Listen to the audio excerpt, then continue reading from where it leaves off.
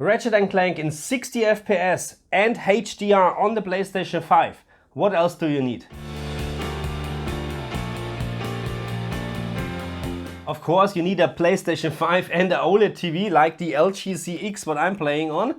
But this is great. This game is just great. So let me show you a couple of things. So I started a new game. This is the very early beginning, and yeah, I have to say,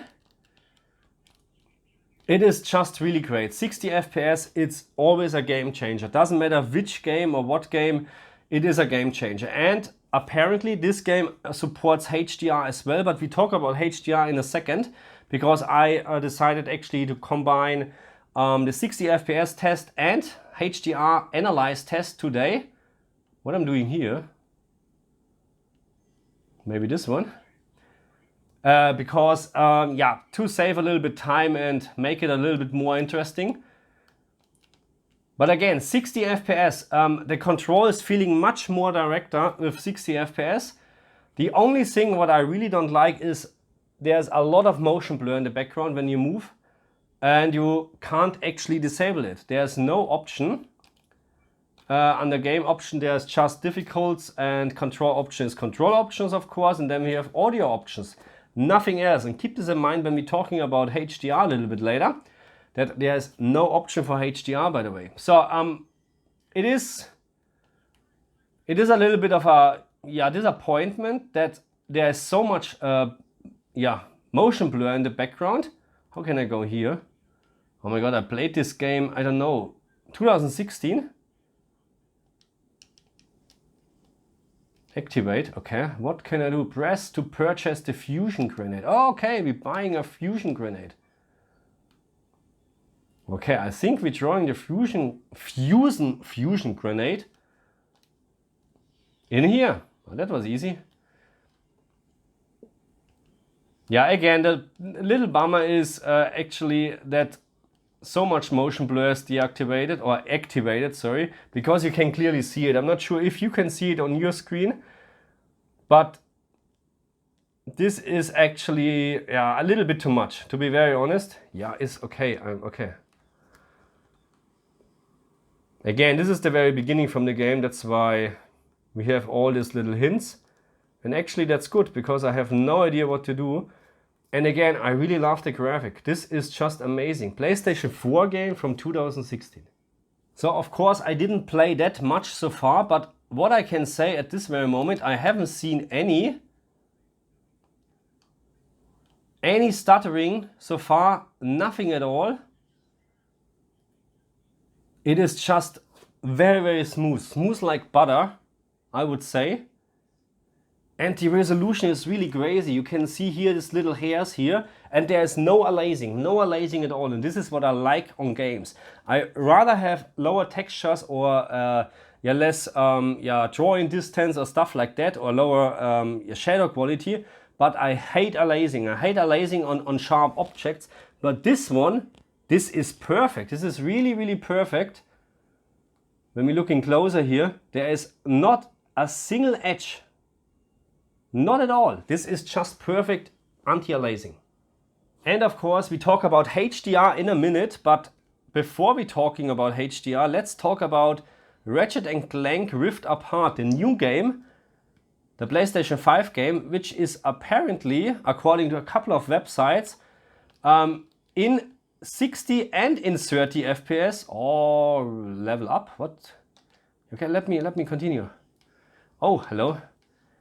So that means we have it looks like we're going to have a 30 FPS mode and a 60 FPS mode, which, to be very honest, I'm not a big fan of. So I would rather have that developer or programmer actually focusing on 60 FPS or 120 FPS rather than 30 FPS and 4K. I mean, don't get me wrong, 4K is really, really nice, but in my opinion, it's not a must-have. If I can choose between 30 and 60, there's actually, in my opinion, no second opinion. 60 FPS is the absolutely minimum.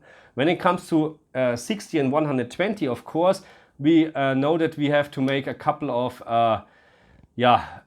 we will have a lower graphic, lower resolution and stuff like that, of course. So let me try to skip this. I don't want to spoil anything, I'm so sorry. So I'm very sorry about the little spoiler from the cutscene, but because I don't want to have any spoiler in my videos actually, or I try to avoid it, because even this of course is spoiling. But I would say we're moving on to HDR and but let me finish this, okay? I rather have lower resolution, a little bit lower shadow quality, and then 60 or better 120 frames per second, because in my opinion, nothing beats more frames. This is my opinion, of course. Okay, not 1080p anymore, okay? But we're talking about PlayStation 5, Xbox, at least 1440p in 60 or better 120 frames per second, okay? And now we're talking about HDR. And as always, when I'm testing HDR games, I make sure that there is no issue in terms of black level rays or gamma rays, what we learned in games like Assassin's Creed. And I can tell you, Ratchet & Clank has no issue at all. So OLED brightness setting 50 gives you perfect OLED black. When it comes to the internal PlayStation 5 HDR calibration menu, I did not find any indication that these settings or any settings inside this menu has any impact on the game, which is very interesting, by the way. So, and why this is interesting is because in the option menu there is nothing mentioned about HDR. We just have game options, there's nothing, control options, obviously nothing, audio options, nothing about HDR. So my understanding is this game was released 2016, and with a later patch there was actually HDR implemented to the game. So there was no HDR support in the very beginning from the game, which maybe is the point why there is no option menu at all. So I'm not even sure at this very moment if this is really a correct HDR or not. What I can tell you is actually that it looks amazing in HDR. And it is not just good looking in HDR. HGiG is doing such a great job in this game. And by the way, I can hear and feel my voice is struggling again. If you knew it, I'm still struggling a little bit with my cold, but anyway, I'm trying to do my best here. Anyway, HGiG is doing a great job, and I chose this scene and I changed my camera settings a little bit to show you what is going on the screen. I will just bring up a couple of samples or examples to show you why I would actually prefer HGiG over dynamic tone mapping in this game. So let's have a look on this nice sun and clouds. And most of the games it is about sun and clouds, but I show you a couple of other pictures or scenes later on. So turning off and on, of course, you can see a very big difference, okay? So again, I couldn't find so far any game where I would actually recommend to turn dynamic tone mapping off, because in all the cases what I tested so far, dynamic tone mapping off is the worst choice in my opinion, okay? So between HGiG on and off, there's a big difference, and you can actually see that this is not just brighten up the picture, it is also adding much more color. So this is so nice, now so nice orangish or yellowish. Orangish, is this actually a word? Anyway, it's so nice sunnyish. Okay, I'm making up stuff. Anyway, it's yellowish, okay? And with dynamic tone mapping off, of course, it is just there. Yeah, there's just something missing, okay? Dynamic tone mapping on versus HGiG is not that big difference. And just keep in mind that at this very moment, dynamic tone mapping and HGiG has almost the absolute same brightness level, okay? Because in most of the games, or in many games, we have the thing that dynamic tone mapping on has a little bit of a brighter picture.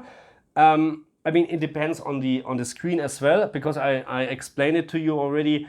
The brighter the screen is, or the objects on the screen, the lower the actual brightness difference between dynamic tone mapping on and HGiG is. Because I can show you this very easily when we go back in here and we just look on the floor, and we have no HDR objects here.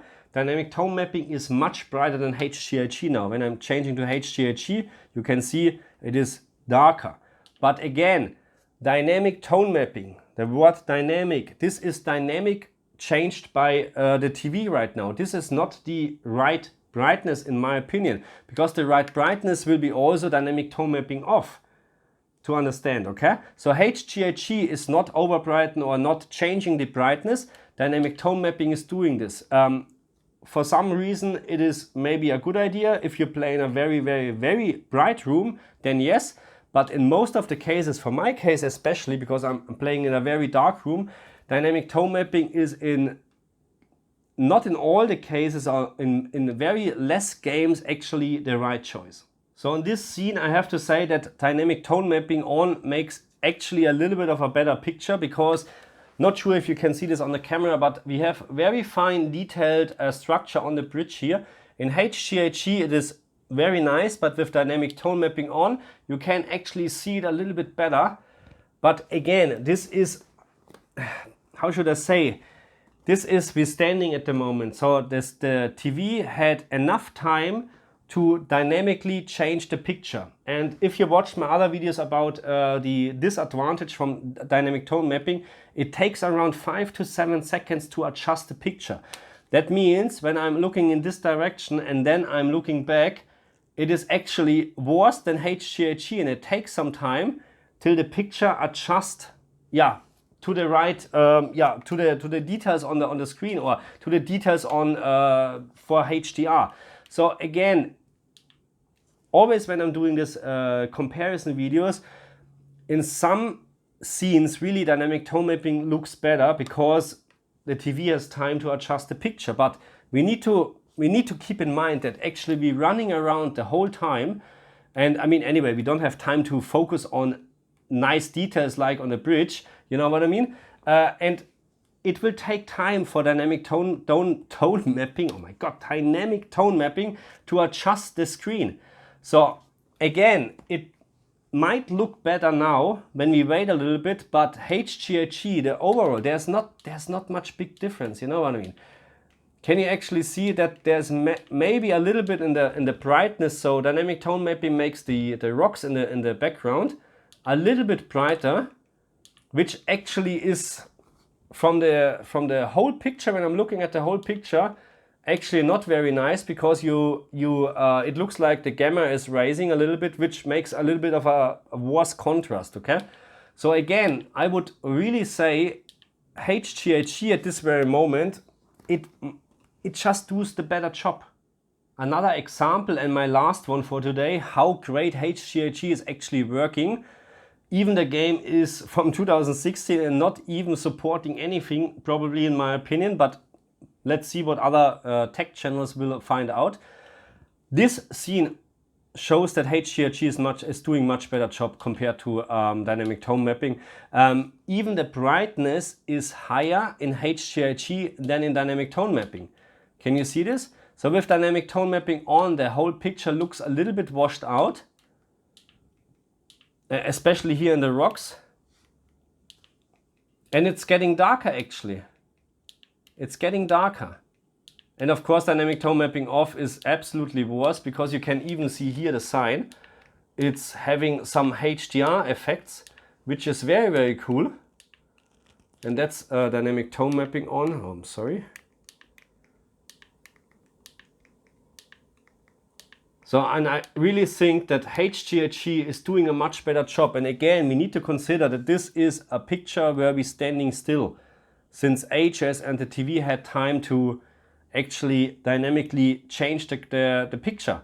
So there is, for me at this very moment in this game, in these levels, and of course I haven't played the other levels or the later game, and I will probably do this because I really love this game in 60 FPS. This is just great. And look at this HDR effect here, and the difference between dynamic tone mapping and HGiG is that really actually HGiG is a little bit brighter than dynamic tone mapping. It looks really like in the first level here, HGiG is doing such a great job, and I would not recommend to use dynamic tone mapping. So that's for this video, and I hope you had some fun with watching me playing. I really like this game. 60 FPS, I don't know how often I can say it. It's just so much better. Was there an option to run faster? No, it looks like.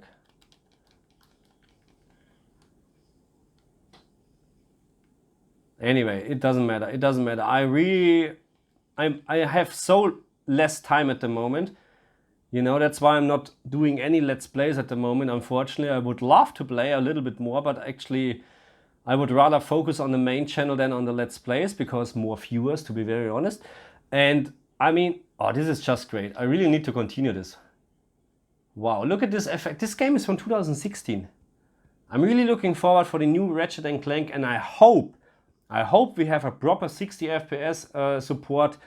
And yeah, anyway, I will do a comparison video between this one, this game, and of course the new Ratchet and Clank for sure, because I still think this graphic is really not bad. It's not state of the art, of course, but for a PlayStation 4 game 2016, it looks awesome. The only thing again is the motion blur in the background, which I really don't like, but this is my personal opinion.